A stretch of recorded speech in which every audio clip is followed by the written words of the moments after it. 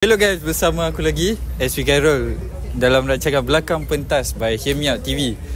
Sekarang ni kita masih lagi dekat draft day daripada 2021 management. Ya, okay. So sekarang ni aku nak interview Seth.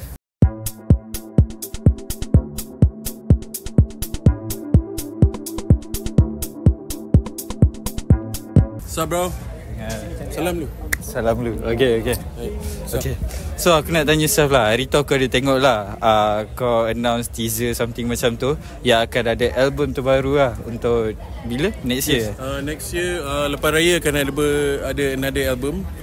12, 13, 14, 15, tak tahu lagi berapa lagu, tapi dalam 12 ke 15 lagu lah. So itu akan lepas raya nanti lah.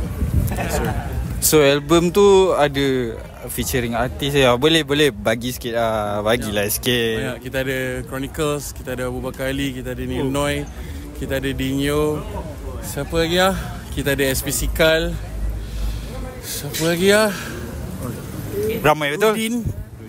Kita ada Rudin, tapi semua beat aku produce sendiri. Wow. So 100% aku produce. So mix master semua dekat kau. Aku sendiri. So selalu aku tengok kau, apa pendapat kau sekarang ni 2021 punya management kan, dia buat gig balik macam ni.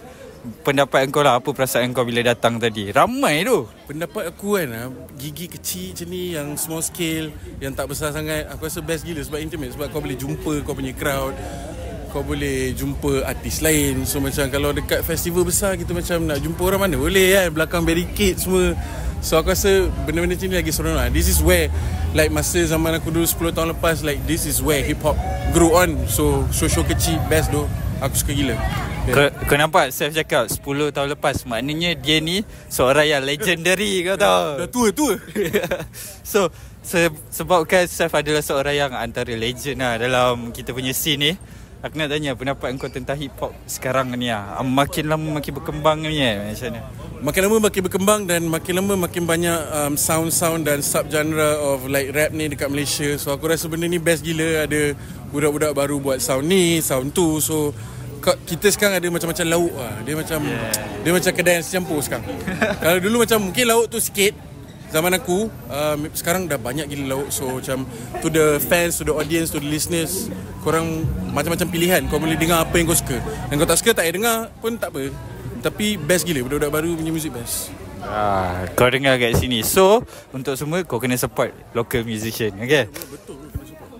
So last kata-kata sikit untuk peminat kau yang menunggu mana Seth bila nak upload ni.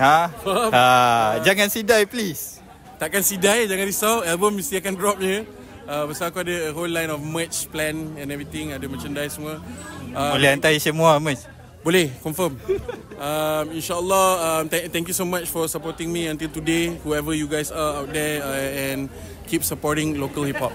That's the most important. Local rap music. Yeah, itu dia Seth HMO TV.